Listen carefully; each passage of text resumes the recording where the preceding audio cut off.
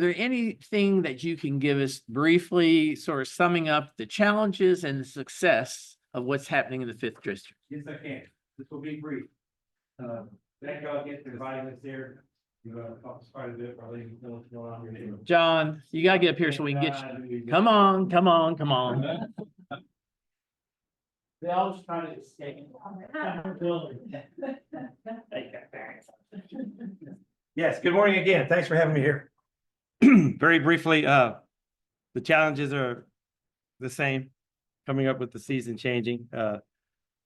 Major Grissom has committed a detail for spring break week, concentrate on the parks and all the hangouts and all the shenanigans that may or may not go on. Also, he has also committing another bar detail for the season to higher police presence in the what we call the Bardstown Road corridor. And we have had a drop in thefts, a drop in burglaries, and I think our assaults might be up a bit, but they're still not that numerous. We want, of course, our objective is 0. We don't want any, but they are down in all the other categories except that one, but we're all over it. The last thing I want to mention is the support we get from you folks here in Highlands is tremendous. It's getting better all the time. We've certainly made the turn from what it used to be a while back. And I want y'all to know on behalf of the police department, but particularly the 5th Division, we are grateful for your help and your all support. When I passed out the TARC things, I remembered back in the 70s, I used to get on TARC in a baseball uniform. I played out of Beachmont Little League, and my grandparents couldn't always take me. So I would take a bus from 3rd Street in Winkler all the way out to South Side Drive, Strawberry Lane area. And it took me a long time to figure out that when I got off at Steedley and Southside, I'd walk all the way down to Strawberry Lane, and then that same bus would pass me. And I just stayed on a little longer. Anyway, it was good for me. Anyway, do anyone have any questions they might want to ask about what's going on or what's coming up? Yes, sir. Go right ahead. If you could talk about the difference in like crime numbers and difference in like assaults and different things as related to before and after Backers 941 closed or 942 closed. Before and after. Yes. Before, it was a major problem. Many runs there, even with off-duty police. And let me explain that. We were never really off-duty. We always have our power, but we were not on the city clock. It's called off-duty work. Even with off-duty police at that establishment, we still had problems because it was just so massive. And the numbers there, we were outnumbered. Since it's closed, don't have, and the weather, that's an ingredient as well. We don't have near as many runs there, of course, or even in that area. Same thing, they went down when Afrikaansa closed. Same thing, it was a problem spot that was taken care of. So there is quite a difference, to answer your question directly, a big difference. And with the weather changing and the new season coming, we'll see what happens. I haven't heard the latest on their status. If anyone would know that. I know they're still trying to, they're still not open, correct? Still have not gotten word back from the state, but every day we don't get word back is a good day. I understand. Yes, sir. That's what I thought. So, yeah, does that answer your question, Yes, sir? Okay. Anything else? Thank you all very much. And we're glad to be here too. Thanks.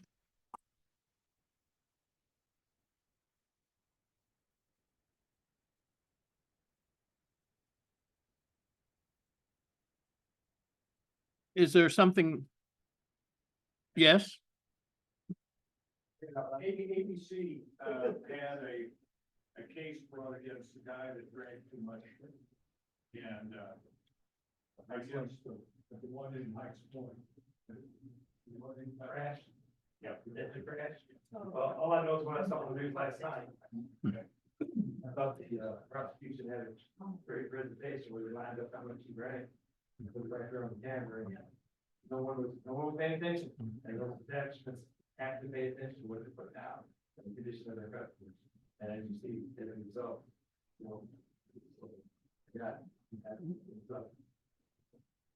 All right. If y'all would, you want, here's one of my cards before you leave. My cell phone's on it. The division resource officer is a liaison between the department and you folks. And 311 is still up and running. But it gets overwhelmed, talk to a person on the phone, if I miss it, I will call you back. Thank you. Wonderful. Thank you, John. Ben, why don't you come up here and enlighten us among the That's gonna be super great because stuff is happening, with other people. So, I don't do Frankfurt. Frankfurt is not my thing. I don't do national. I am super local, but in this one particular instance, the stupid bill that will not die, it's like the Hydra. Every time you think we have killed it, Senate Bill 61 got snuck onto the consent calendar, and Senate Bill 61 is about swimming pools / rental registries. Snuck in the last minute, the worst kind of subversion of democracy. What makes people pissed about government? The fact that people who are like, government's not functional are doing this infuriates me. If you want government to function, you have to make it function. So Senate Bill 61, we need the governor to veto it. So if you can do some advocacy on that, Frankfurt is not my thing. I don't know the right path to go for that right now. So I will find that out and Hani will send it out. But that's what we need. Senate Bill 61, we need that squashed by the governor. Now, he's expressed his opposition to it, so hopefully he's already on board. But there's what's that? Today is the last Yeah, day. today. I did watch him veto an amazing thing at the fairness dinner on Saturday. That was great. Other pieces, the things that you have on your tables here are online, TARC and the Ambassadors Program. Those are things that our office is really investing in, as with the community ministries. We're so grateful for all the work that you guys are all doing, pushing this, and so grateful to the businesses that are operating on Bardstown Road, that we are trying our very best to make sure that we are supporting you. So go shop there. If you unofficially, apparently, my regular haunting of Vine's Wine Bar has turned it into a secondary office for people to lobby me about various things. I'm not saying that I'm going to be there all the time. I'm just saying that I'm there a lot. So please support our local businesses. Any immediate questions before I turn it over to the people who are going to talk about real content?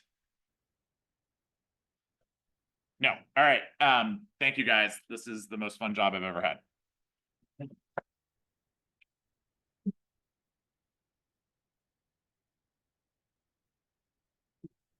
Yes, but it's always good to tell us how you really feel. Thank you. Many things are positive happening in our community. And again, it's the Bardstown Road. And it's, everyone has their own idea of what an anchor is. Well, Bardstown Road is a community anchor, a business anchor, transportation anchor, as well as entertainment. I mean, it just keeps going, going, going.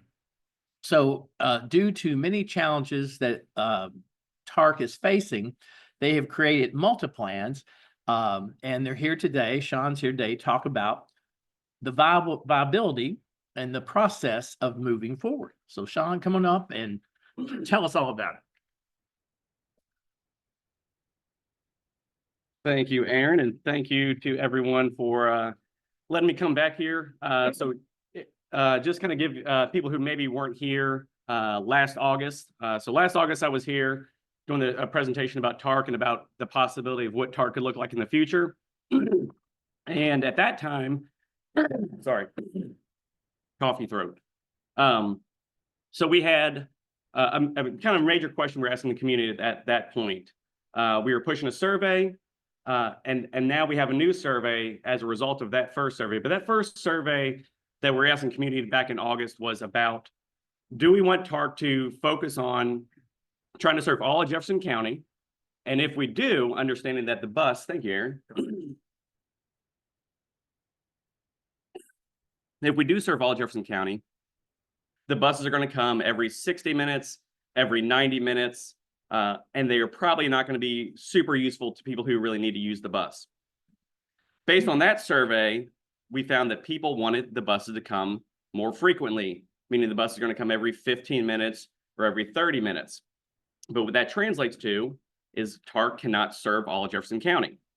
So we've got to shrink TARC's service footprint, bring it more into essentially the Waterson, a little bit outside the Waterson, and nothing outside of 265 except for one little the hospital out off Chamberlain Lane. That's the only piece of our service that goes outside 265 in these new draft plans that we have here. So the survey we have now is we're going to, we have to, TARC has a budget issue. We have to bring our budget in line with what we can afford. And so these plans bring TARC in line with what our budget constraints are, what the community told us last August, what you guys told us last August in terms of what you want to see TARC do. Now, we do have two plans in here, and they vary slightly. Yeah. Oh, sorry. So they do vary slightly.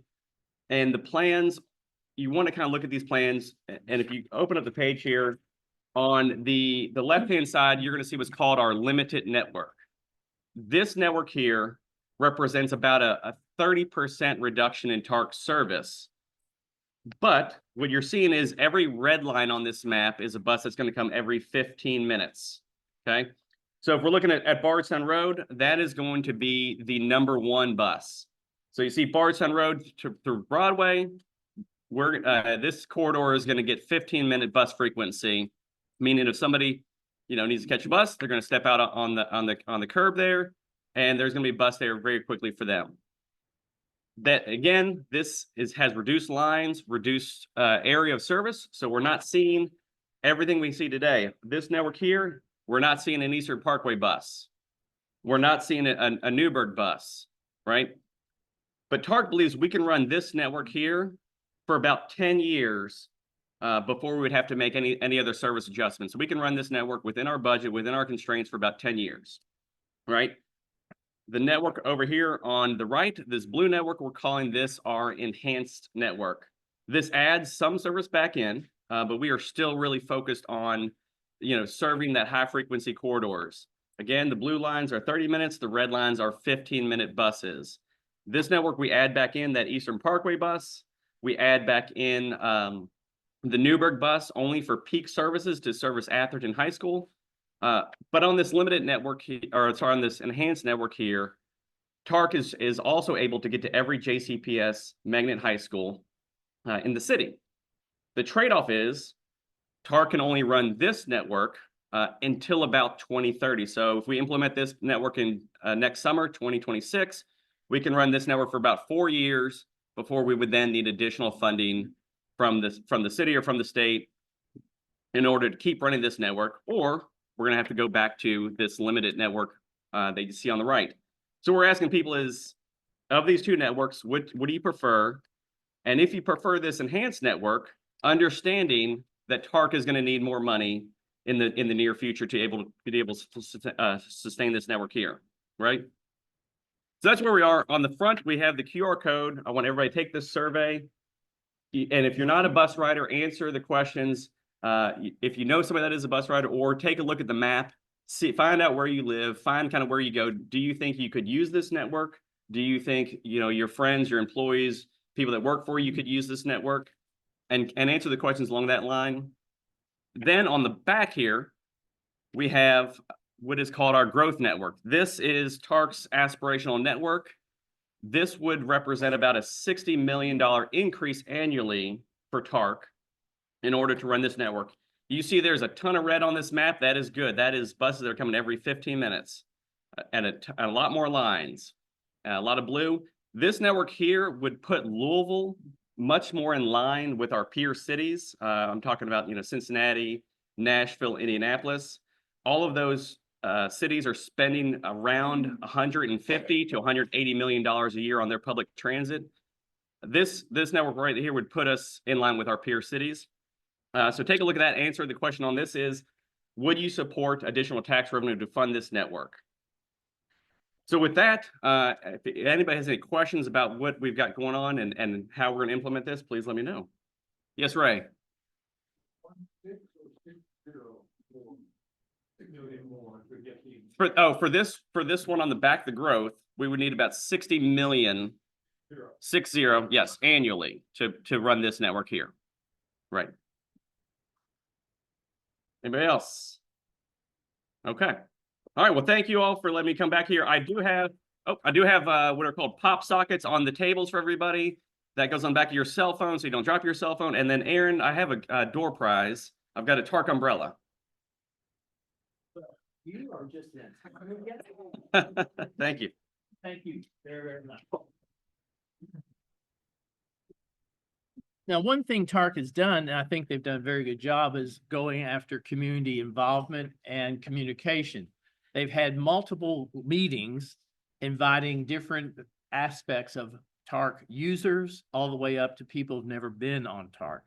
So they still have the capability, if you want to give them an opinion, to go to TARC. And is there a direct hashtag? So it's the QR code on the handout there, yeah. Yeah, for the okay, survey. good. To do the survey. Yes, Do the survey. absolutely. Do the survey. Yes. All right. Well, Shawn's about how to get something moved, where to park it is next. So come on up and show us if we can move it, we can park it.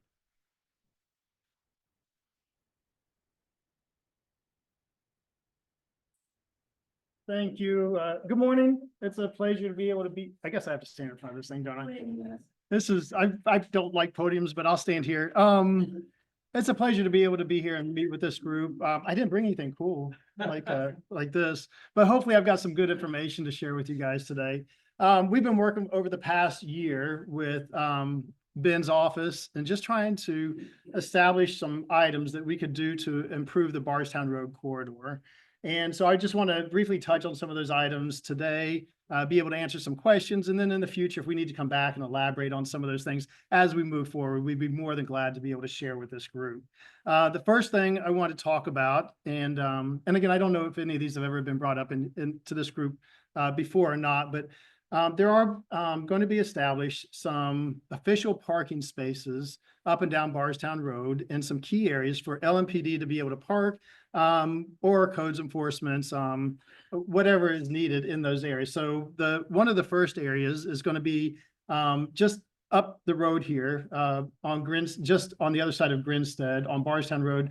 You've got the Fat Lamb, and then right around the corner there, what's the restaurant that is sitting there? Chipotle, thank you. There's one parking space right there. That space is going to be one of the spaces. It's going to be official parking. It's going to be from starting at 10 p.m. at night. I think it goes to about 6 a.m. in the morning. And that will be for LMPD or not corrections, or some other official vehicle to be able to be in that area. Another area will be just down the road from there, which will be outside of Atomic, or where Nowhere Somewhere used to be at. So there will be a space or two that'll be in that block that will be signed the same way. And then further on down, we'll find a couple of spaces that will be in the block where O'Shea's and 942 is located at. And so all of those will be official parking spaces so that you can have some presence in the area of some enforcement to be able to help out. Yes. That's amazing work that they have done. Yeah. Dedicated spaces for emergency vehicles along the corridor, exactly where we want, which coincidentally gives us a camera sitting there, and a very visible, hey, do you really want to be doing that with that cop car parked right there? So thank you so much, Mike. This is awesome. Yeah, so right now, from my understanding, Public Works is working on the signage. And once they get everything in queue, they'll be able to go out and install those. And once they're installed, then they'll be able to be used for enforcement vehicles. So that'll be in the near future. The other thing we've been working on is we've been working with Uber, and we've gathered data from Uber. They provided a heat map to us of where most of the drop-offs and pickups are taking place along a span of the Bardstown Road corridor. With that, we've identified a couple of areas where we want to put in rideshare zones. And what this would do is this would make it so that Uber or Lyft or a rideshare vehicle would be geofenced into these rideshare zones so that they can't just drop off or pick up anywhere they want to up and down Bardstown Road. So as you can imagine right now, they're just dropping off and picking up anywhere. That means they're stopping in the middle of the street, backing up traffic, waiting for people to come out, waiting for people to get out of their cars, whatever's taking place. The two areas that we're looking at right now to be able to do this, one is on Elwood. And so if you take a look at Elwood, there's a couple of spaces that as you turn off of Bardstown Road onto Elwood, it will point them facing away from Bardstown Road. So after they pick up or drop off, they will immediately be heading away from Bardstown Road. And so this is to pull traffic away from that area. The other street that we're looking at is Highland. And so right there on Highland, there's a couple of spaces that we're trying to identify. And again, the same kind of thought pattern is that we'll be heading them away from Bardstown Road after they either pick up or drop off in those areas. We still need to work. We need to get back with Uber. They want to be very involved with this because they have to do the geofencing. They've done this in other cities. They do this. If you go to the airports, rideshares have to go to a certain area. So it's very similar to that. And so we're going to work hand in hand with them. And so this is still a process to take place. It's going to take a little time for us to get this implemented, but it is in the works. Are there any questions about the rideshare zones? Also a huge deal, also national, like, level cutting edge stuff. I mean, they do this in Boston, they do this, and Mike, again, like, really, we've been working on this for a year. The fact that it is coming to pass, like, thank you again, like, this is really great stuff. Yeah, and really, this is kind of to be honest with you, it's kind of a pilot area for Louisville. If it works out well, we'll be looking at implementing this in downtown areas. So we know we've got the Yum Center and the Palace and many other event venues that tend to cause some backups with traffic. And once this takes off and we see how it works, we'll be able to work and implement this throughout the city. So I'm really excited about it. We are also looking at extending the hours of operations on metered spaces up and down Bardstown Road. Currently, meters are in operation from 7 a.m. to 6 p.m. We're looking at extending that till 10 p.m. And the reason for that is that, so I live just over near Bowman Field, and so I'm up and down Bardstown Road quite a bit as well. I enjoy the area. And when my wife and we go out and we go to some establishments, we see all the illegal parking that takes place up and down Bardstown Road. They're in bus stops, they're in front of fire hydrants, they're in crosswalks, and it makes it very unsafe for pedestrians who are out in the evening time being able to go to the different establishments. So with our enforcement officers being able to be out there, we will be able to enforce not only the metered parking, which will help pay for them to be out there, but the safety violations that are taking place in the area. Most people think that, a lot of our citations are issued due to meter violations. Actually, a majority, over 50% of our citations that are issued are due to safety violations. And so these are cars that are just being parked illegally in different areas on street. And so we're looking at trying to implement this in the near future. Our goal is hopefully by July 1, being able to extend these hours of operation along the Bardstown Road corridor. Yes, sir. And also going to go and move, or they have. That's a good question. So let me answer that in just a second, because there's other things that will affect Nulu as well.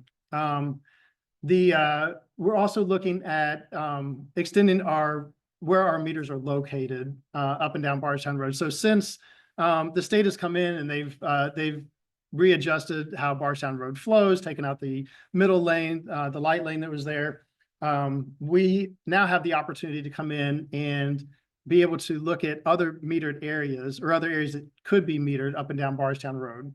And so we had a study that was done a little over a year ago by Walker Parking Consultants, and they identified about 300 spaces, a little over 300 spaces that should be metered along this corridor. And so with that, we are looking at bringing in pay stations to be able to put on the street. And some spaces will do single space meters also. Pay stations are good for 8 to 10 spaces at a time or a bigger area. Single space meters where you just have a single space and then there's nothing else around it. It doesn't make sense to put a whole pay station in that area. So we're looking to put a mix of those two along the Bardstown Road corridor. We can, in the future, we can bring you an exact layout of where those will be. We have walked the corridor. We have looked at Walker's study, and we've identified these areas, but we can bring you more details in the future about those additional metered spaces. Again, that's going to go in conjunction with the increase in hours till 10 p.m. So those will go simultaneously. Yes, sir. We also have the option, instead of going to the pay station, just use your app that you already. Yes. Yeah, good question. Instead of and I'm still going gonna to get to the yours. station, just- Yep. And so what we're finding as we move forward with metered parking, even downtown, and the different areas, we're moving away from the single space meters. And honestly, we're moving a little bit away from pay stations. We're putting pay stations in because we do know that people may still want to pay with cash in certain areas. And so we want to make sure that they can do that. But as we take out the single space meters and as we add pay stations, more and more people are using the app. So we have 4 different apps that can be used. Super easy. You add time to it. You put your license plate in. If you run out of time, you can sit in your meeting and you can re-up the time. So a really good thing. The other thing with the apps is that there's really no limit on how long you can park. So right now at single space meters downtown, there's a 4-hour limit. You go to an app, you could park all day if you want to. Now the prices do increase throughout the day, but you could park as long as you want to. So there are a lot of benefits to that. If you don't like the app, we have a text to pay option. You can just text a number. You don't have to download an app or anything, and you can pay that way as well. So we're trying to make it very easy and convenient for people to be able to pay for their parking. And like I said, as we add these pay stations in, we're finding that our app utilization is going up. Right now, it's about 65% of people pay through the app to be able to get their parking on street. Of how many non-metered parking spaces will be left after you finish the project? On the Bardstown Road area? I don't have that number right now. A good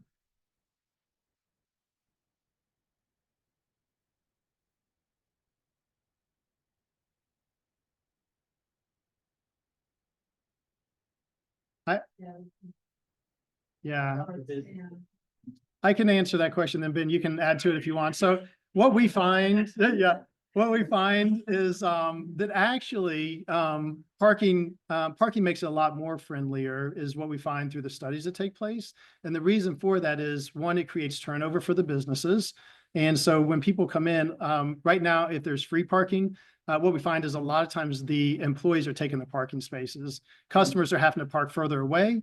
And because of that, they may or may not decide to come to the business.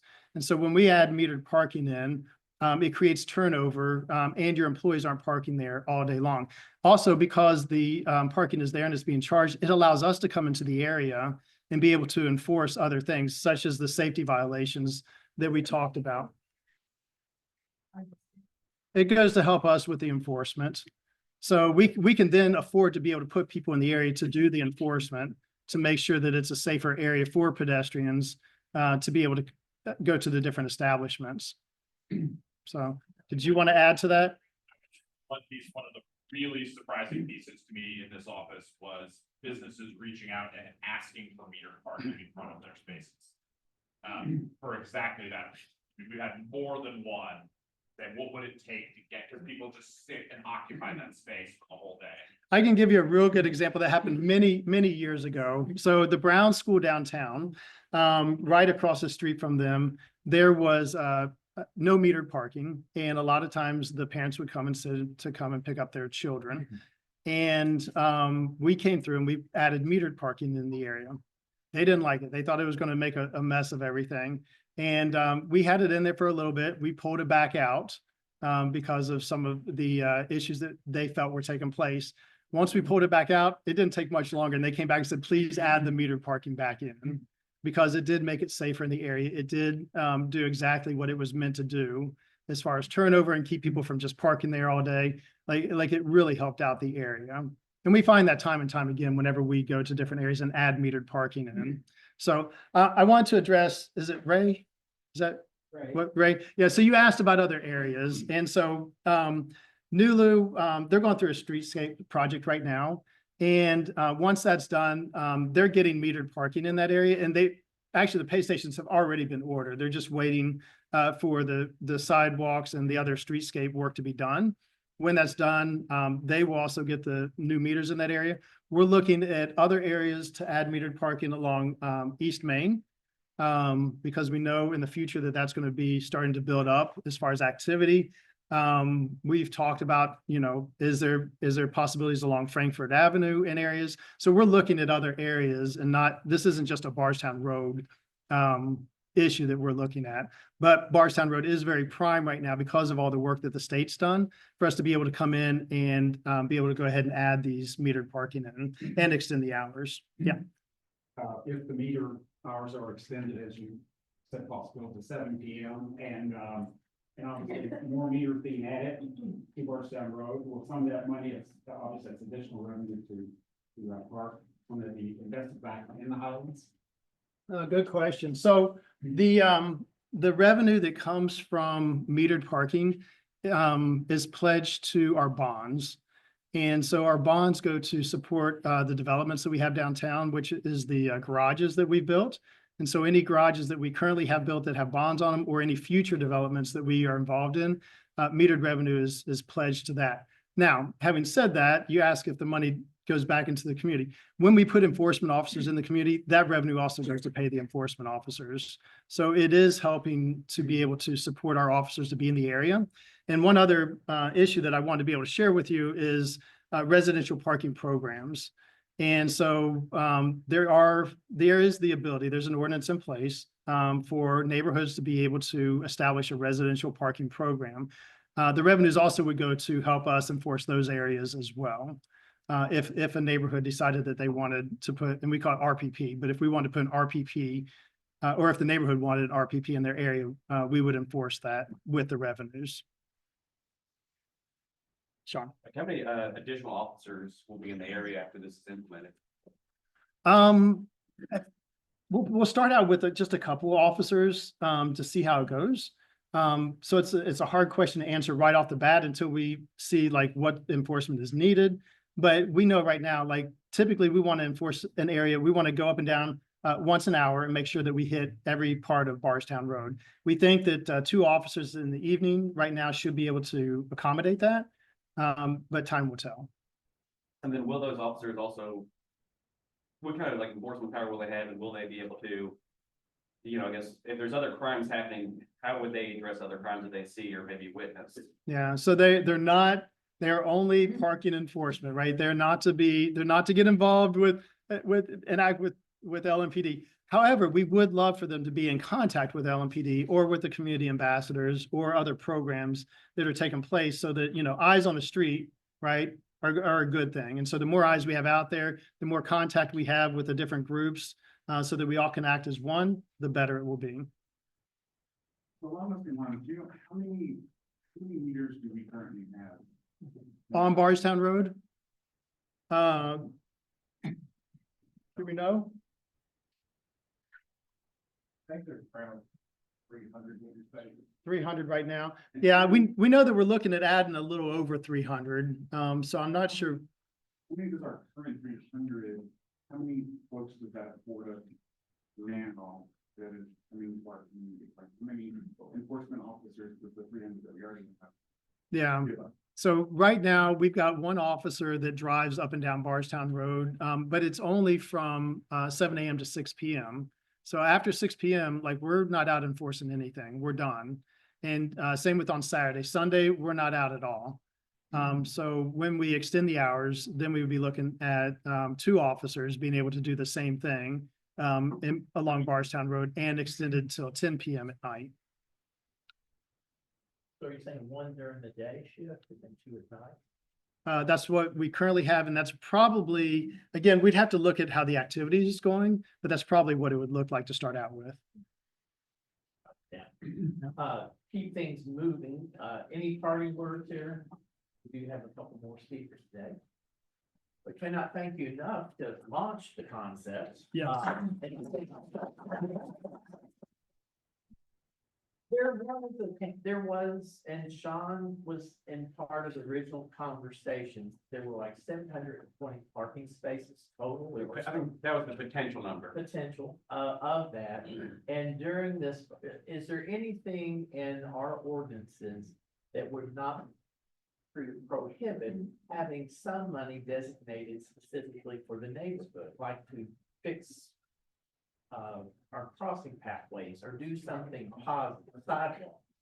Artwork, yeah. Well, yeah, let's hear it for artwork, yes. Yeah, again, going back to the bonding, there are bonding regulations that do not allow us to put that money directly into those type of initiatives. Yes, sir. If you turn the parking lot in the government center, will that have a bond on it that we'll be paying for? I turn the parking lot. So we're not, we're not involved with. If you turn the parking lot into. You're missing the joke. Oh, is that what? Okay, I'm sorry. City's largest undeveloped. Gotcha, okay. Yeah. Sorry. I get it because I'm down here. Okay. This poor man's metro, he should be knows all the jokes. Yeah. Thank you so All much right. for being here. Yeah, thank you.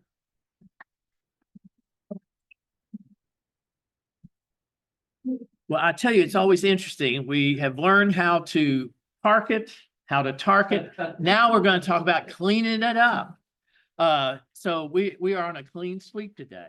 So, Brandon, would you please come up and let us know what our ambassador program has, on its plate?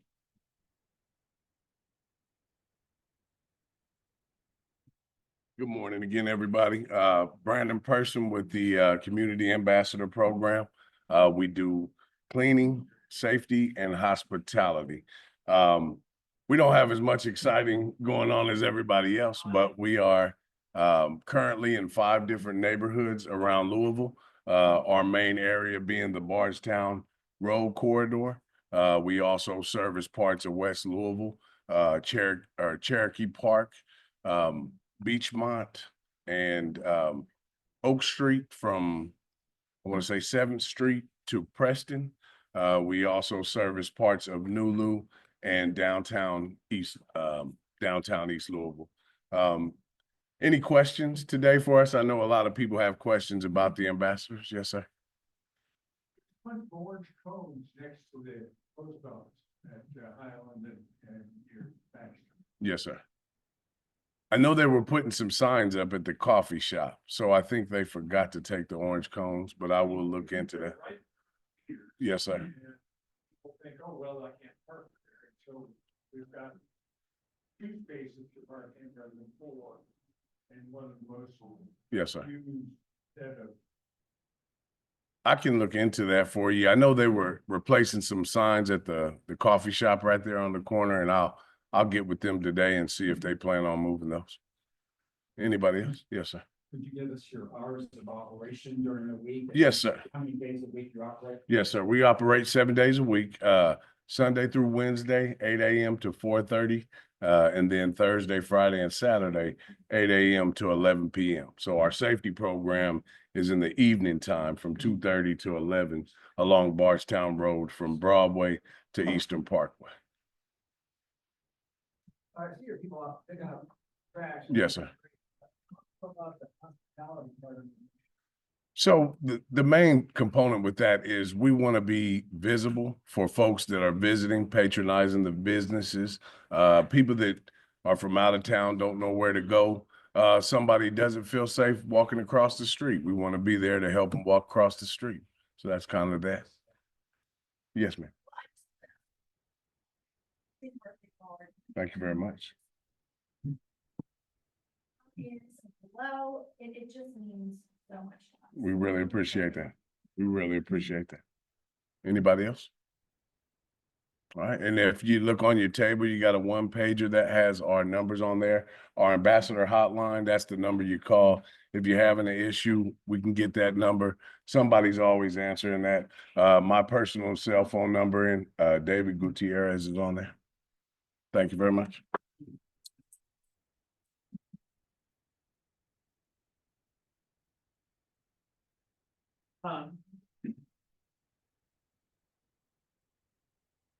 Shawn, has anyone said anything about this, a demand letter?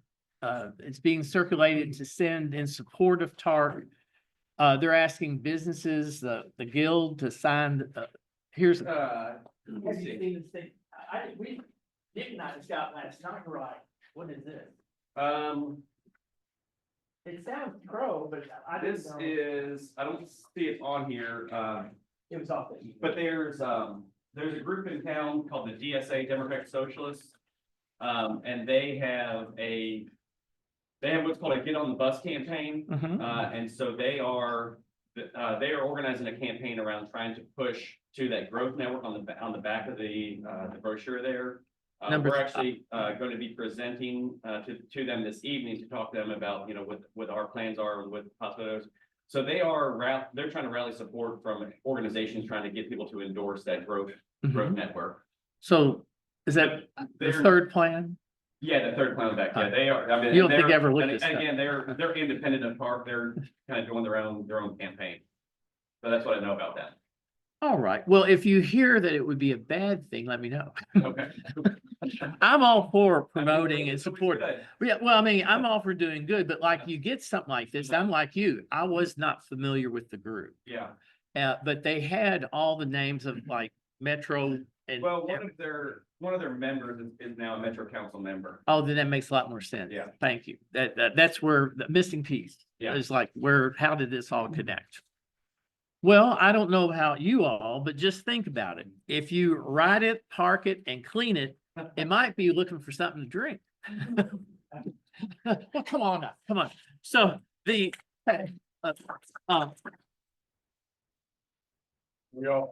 one of the newest open businesses in the Highlands. I'm John Ridgel. I'm one of the new owners of Vines Wine Bar and Spirit Shop up there at the Douglas Loop next door to Twig and Leaf. My other two partners are JD and Beth Malcolm. They live down there by Lakeside. I live on Bonnycastle. So yeah, Vines Wine Bar and Spirit Shop. It's next door to Twig and Leaf. Everybody knows that beautiful building there. So anyway, they were looking at going out of business at the end of the year. And Beth and JD contacted me and asked if I want to go in with them. I said, sure, I'm retired. Why not drink more? So here we are. And what I wanted to do is talk about drinking first thing in the morning. So that's even better. But right now our hours are basically 4 to 10, 4 to 11. We will be expanding some more retail hours. We're still working that out since we're 2 months in. We are a full bar, although we are just now starting to get our beer license. So we've applied for that, but it has wine and cocktails. And what makes this spot unique, it's about 1,000 square feet. You kind of feel like you walk in your living room if you've never been in there. There's kind of little seating areas and couches and chairs and pillows and so forth. But it's also a unique event space. I mean, it's not big, but if you want to have a little party for 15 of your friends or an anniversary or whatever, you can either do it semi-private where it's open regular hours, regular business people come in and so forth, and you can set up your food and have drinks, or you can rent out the whole space. And depending on what night of the week it is, we have a minimum for doing that. A lot of these things are in motion and we're implementing them. We will be starting a wine club. So you're invited to wine tastings, and then we have special bottles we'll sell every month, and you automatically are up for those. JD is in charge of that. He's the computer guy that really likes to get out there and, pull that information together. So our main manager there is Rob, and he's been there about 8 years. And another thing that makes us unique is we don't just sell every wine that you can get at any other liquor store. Rob kind of procures stuff that's very unique. So I always use Mayomi because everybody seems to know Mayomi Pinot Noir or something like that. It's a very common wine. You can get that everywhere. You won't get it at us. We'll sell you a better bottle, probably for less money. Maybe it's from France or maybe it's from California. But Rob's very good at procuring that. He's been in the bar business for about 25 years, and he was in wine distribution for a decade or so. So there's a lot of unique things about it. The one thing we are really, part of our mission was to kind of revitalize the Douglas Loop. If everybody knows that area, businesses don't last. I mean, other than CVS, Graders, and Havana Rumba, and 502 Yoga, every other business has turned over in the last 3 years. Even the restaurant space, it used to be Migos and Hammerheads, and for whatever reason, that neighborhood doesn't support those businesses. So we really try to include other businesses, like surprisingly, even though they're on Tyler Parkway and Bardstown Road, but Twig and Leaf and the Refillery and the other little stores right around there. We'll tag you in a post, or we will go and introduce ourselves and invite you. And so we hope that you will come out and give us a shot. Spring is basically here. The weather's out, getting better. I also brought a little gift card, just a raffle auction or whatever y'all do. And I put cards on the table. It's 10% off your first order, whether you a retail or you go in there to drink. Yes, Deborah. We are dog friendly. Yeah, Carla, and She's putting down one of Sorry, her dogs today. Carla's amazing. She owns Rudy Greens, but it used to be called Vines and Canines. And he was kind of 50-50, part alcohol, part dog, leashes, paraphernalia. We still encourage that. We went away from the canines because they were not doing things totally up to code for a number of years. So we want you to bring your dogs. We have treats, we have water, we have, places for them to sit. We're huge animal people. We just don't include it in the name anymore. It's basically all we did. So Do you have non-alcoholic we beverages? do.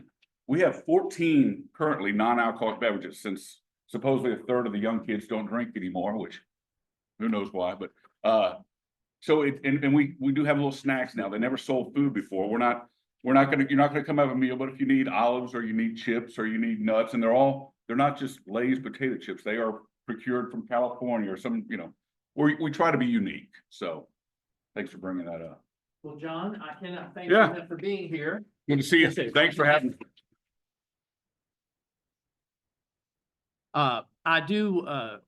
It's always amazing how many things you can get into a very short period of time. So, Dr. Fink, would you please come up and inform us about what we as businesses may be interested to know about immigration in Louisville, Kentucky?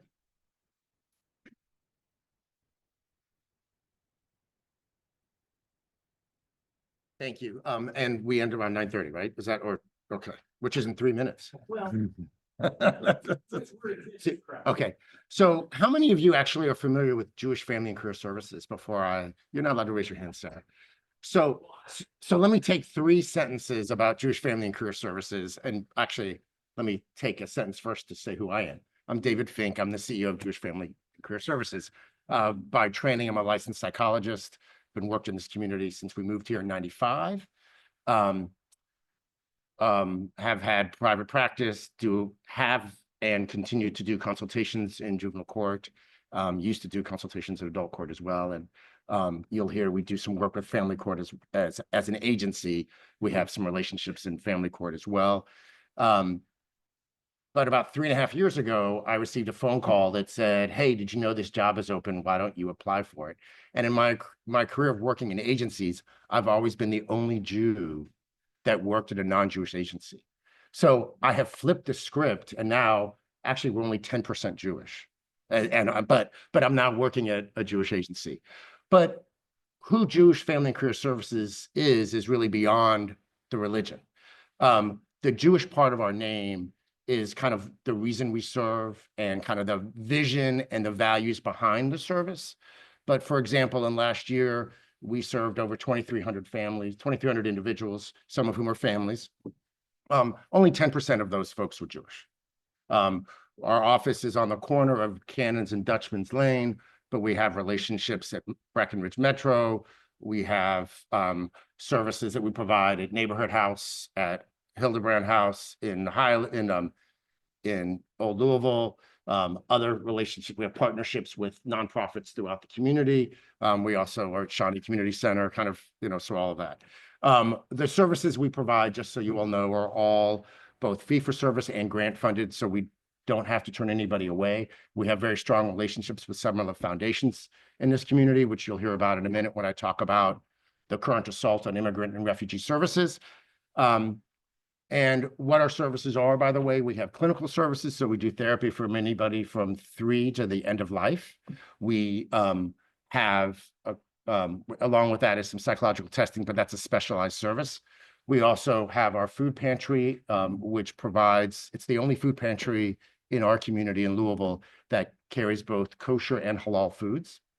So I'll give you an example that I often like to talk about, which was that on October 13th of 2024, when many Jewish agencies thought they had to close their doors for fear there had been a call for jihad in the diaspora, so that there was an invitation for Jews outside of Israel to be attacked. We had a Palestinian family that not only came to our food pantry, but their car broke down in the parking lot. So they used my jumper cables to get them back on their way. That in some ways, that captures who we are. So, the food pantry also has case management services. It's not a means testing food pantry, but there's some recent research that really shows that if you don't want to keep giving food out to the same people over and over again, you have to develop a better, more of a relationship with them, help them explore why they have that financial instability. And, you know, kind of help them look for solutions to that. In some cases, we have a very strong connection to the older adult community. About a third of the families of the folks we serve are 60 and over. Having just turned 60, I refuse to really like believe that's older adulthood, but my wife keeps telling me that's what I am. So, and there are some folks that are on a fixed income, and right, it doesn't matter how much case management you're going to do on a fixed income. There's just so much you can do. So, but case management is an important part of that service, as is financial literacy. And then we have our older adult program that provides consultation so people can understand how to age in place safely. We also have home care services, that kind of all that ties in with that. And finally, we have our career services, which does an adulting program for youth 15 to 25 years of age. It also does, career coaching. And we have what's considered our new pillar, but not really a new program, which is that on January 21st, we had a ribbon cutting for our immigrant and refugee services programs. So JFCS has been involved in immigration services forever. This agency started in 1908 because, similar to Presbyterian Home for Children or Methodist Home for Children, there were Jewish children whose parents were dying from cholera as they stopped at the Ohio River, and somebody had to take those kids in. So that's where the Jewish Home for Children began. That has over time evolved in Jewish Family and Career Services. In the late 1980s and 1990s, we were one of the initial resettlement agencies in our community. At some point, the board decided to no longer provide those services at initial resettlement. Then in kind of the early 2000s, they wanted to get back into it. And the State Department said at that point, there were 2 organizations in our community that did primary resettlement. And they didn't want to, the State Department didn't issue a 3rd certification. Now there actually is a 3rd certification. So what does Jewish Family and Career Services do for immigrants and refugees? It matters a lot to this population, to this group, because what post-resettlement work really is workforce development. So individuals who have immigrated into this country, there's often federal funding in the past. There's often federal funding that helps them acclimate for the first 90 days to a year as they begin to find employment. Then there is federal funding that covers from 1 year to 5 years to help with additional workforce development pieces. That's where we step in. In addition to that, imagine for a moment if you're somebody from Afghanistan and maybe your family helped the US military during the Afghan war and you had to leave quickly. Perhaps you were a physician, which is actually a true story. And you come to the United States and you don't have records of being a physician. You can't become a physician in the United States. You can't even do anything other than wipe hospital floors. So what our program does, among other things, is it helps individuals in what's called recredentialing and career laddering. So it helps them understand and work through the process of getting some of their paperwork from their country of origin so that they can move more into the field that they were trained to do. This is particularly a sensitive subject because in the medical field, we are woefully inadequate in our country in terms of medical providers. Anybody who's tried to get a doctor's appointment or an appointment with their nurse practitioner knows that. And we actually testified at the state legislature about 1.5 years ago about some workforce development. It's actually a bipartisan committee, which you don't hear about that very often in Frankfurt, but a bipartisan committee on workforce development. And part of what that committee did was influenced some changes in the nursing certifications in Kentucky because we were losing people who could work as nurses to neighboring states like Ohio and Tennessee. So that's just one piece of example of that. We also have other opportunities such as helping individuals improve their English skills so that they can then get better jobs, perhaps, certification for off-road trucking, et cetera, et cetera. So that's a little bit of what we do, although everybody who comes to our doors is open to any of our other programs. So for example, 50% of our folks who receive our clinical services also were involved in one of our other programs. And that's also true for immigrants and refugees. So let me talk about that for a minute and then take questions. And I'm trying to go quickly because I know, if you're like me, you you have somewhere else you need to be. And so you want to, you were told 9:30, so I'm trying to go fast. So there are kind of three pools of agencies in our community that serve immigrants and refugees. You have the initial resettlement agencies, which are folks like the International Rescue Committee, Kentucky Refugee Ministries, and Catholic Charities, their MRS department. And we partner with all of those. And one of the things that I did not mention is that we're a relatively small agency, and what we specialize in is collaboration and partnership. So as a separate example, the conversation about TARC, just yesterday, we had Bellarmine University in our office discussing a partnership that we're going to begin with them regarding their food pantry needs and their clinical needs, because they're really worried about how they're going to get services for their students, especially with the concern that they may lose some of their TARC accessibility, right? And so that's a kind of an example of kind of where we try to help other agencies in our partnerships. So the initial resettlement agencies on January 20th received notice, January 24th, excuse me, received notice that all funding for refugee services was being ceased, was stopped. Some of that has been returned. Those agencies that are doing initial resettlement are still having trouble with reimbursement for some of the work they did. Imagine for a moment that you were a family. I mean, there's stories, right, about families who were about to get on a plane and that plane was canceled. But imagine you were a family who legally immigrated here on January 15th. And you come to a resettlement agency and you're supposed to receive vouchers for some of the food you need to buy, for the clothes you need to buy, for the furniture you need, whatever it is, all of that stopped. So there's certainly an immediate crisis for those initial resettlement agencies. In addition to that, when you talk about workforce development pieces, and I invite you all to look at the Office of Immigrant Affairs, which is a Metro Louisville department, and their website, where they point out that 18% of the workforce in Louisville are immigrants or refugees. The taxes that immigrants and refugees pay to our community is critical. And I off the top of my head, I can't remember the number, but it's in the hundreds of millions in tax revenue that our community receives from immigrants and refugees, right? And we all know that it's no secret that for the most part, when you're first coming to this country, the jobs that you take are the jobs that nobody else wants. That's the reality, right?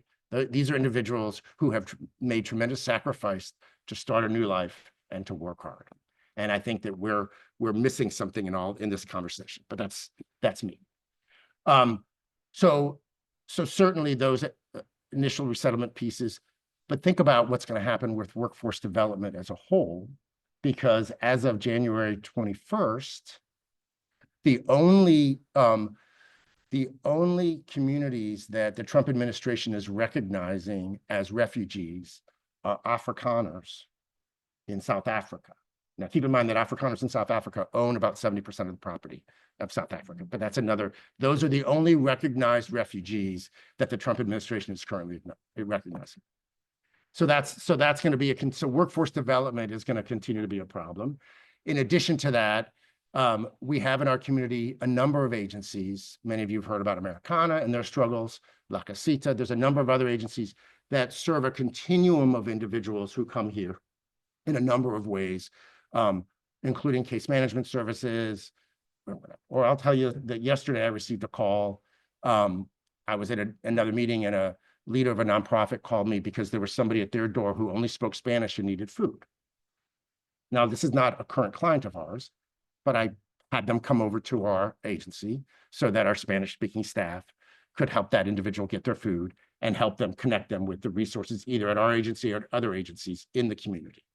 So this is what this community does in terms of immigrant and refugee services. So the entire community is under assault, to be honest with you. I am looking at probably, based on conversations that I had in DC at the beginning of March, that my own agency is probably looking at about a 20% cut in funding based on our post-resettlement work that we do. In addition to that, we have a food pantry that's a Dare to Care food pantry. Just yesterday, Dare to Care learned that one of their USDA contracts was canceled. So food pantries throughout our community, regardless of whether you serve immigrants or refugees, are going to have struggles. So there's a cascading impact that this has. I don't mean to sound totally negative. There are some silver linings. I'll share two of the silver linings.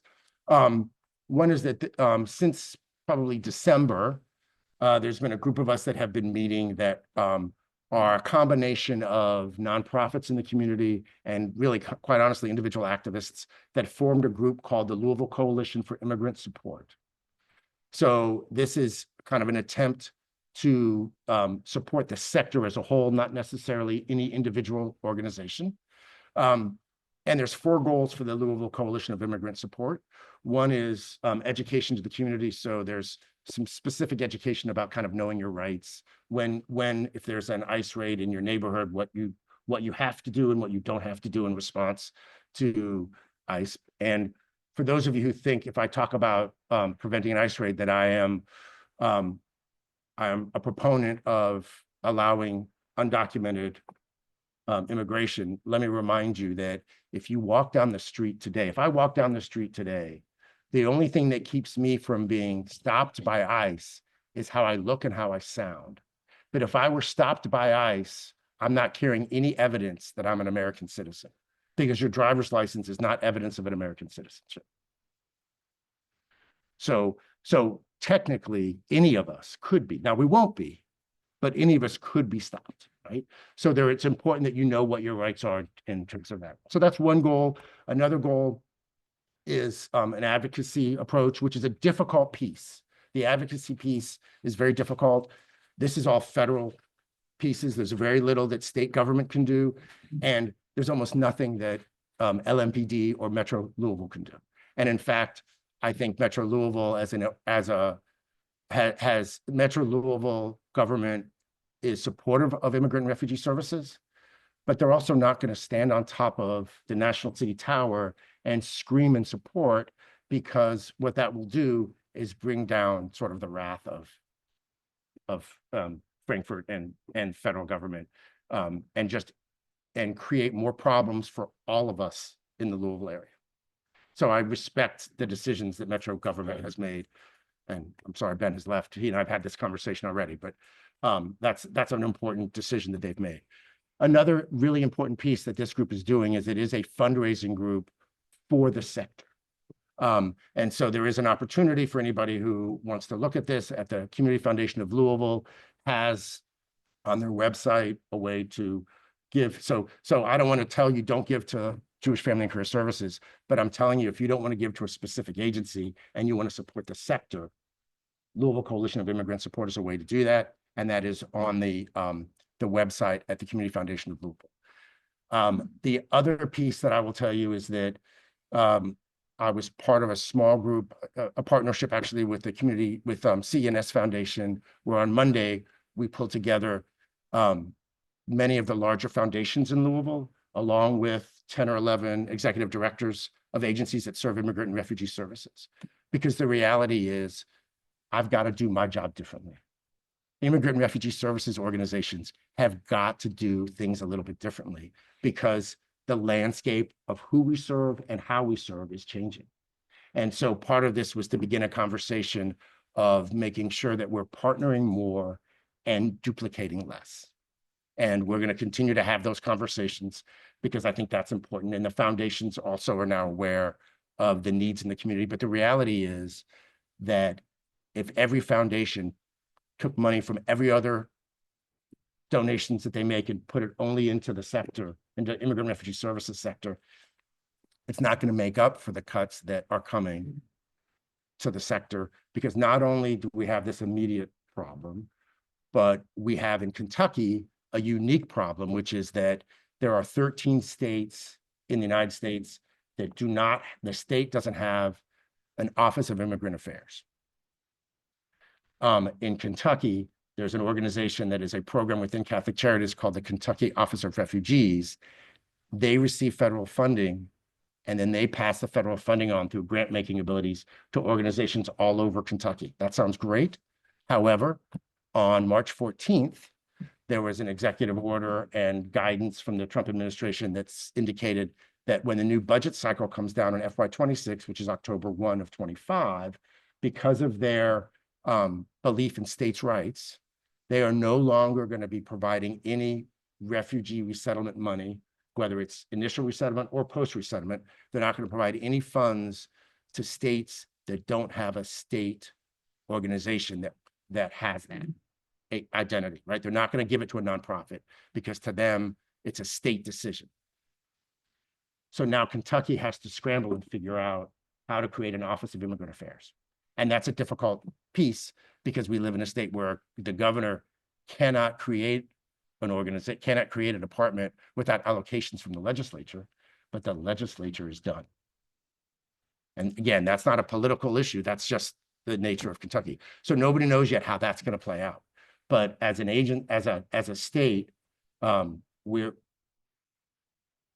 in a little bit of a bind. So again, it's going to be important. My hope is that as business folks, you recognize kind of the need for this. I was unable to bring, I was running late last night because we had a late board meeting and forgot to bring my flyers, but I do have business cards. So I'll be more than happy to continue this conversation or take any questions. But that's kind of the quick landscape. Okay. That's great. We'll do that. Are there any questions? I cannot believe, very thankful. I want to thank you tremendously for making a very difficult problem. I don't know if I did, but You did. tried. No, the best advice I have gotten in recent times is don't take everything on at once. It's just too much. But you connected the dots, and you're the first person I've ever heard how it works in Kentucky and how it needs to work. So I commend you for making it short enough, or at least for me to catch on. Thank you. Any questions? Thank you. Thanks so much.